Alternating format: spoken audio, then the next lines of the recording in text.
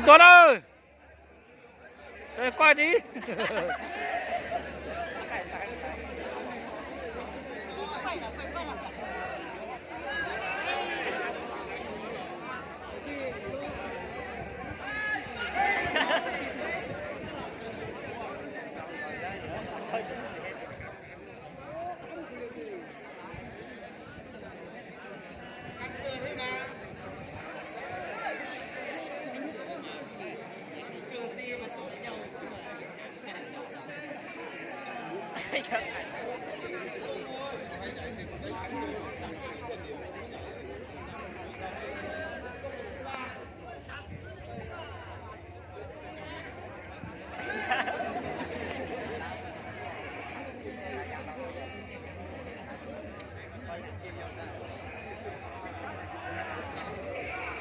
Con vào con chắc rồi không?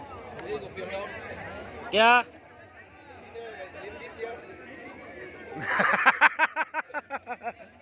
Không, con ở tên không liếc đâu. Cái này con nè.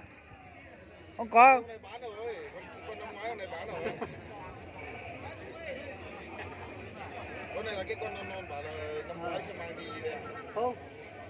Con kia bán đi, đúng rồi, con kia là cũng bán đi rồi, con kia biết đấy, với người đấy. Nhìn người muốn bảo chuyện đòi nó nhìn nó chết nó cũng muốn lo lúc này. Hay nhảy thì mới được cắt.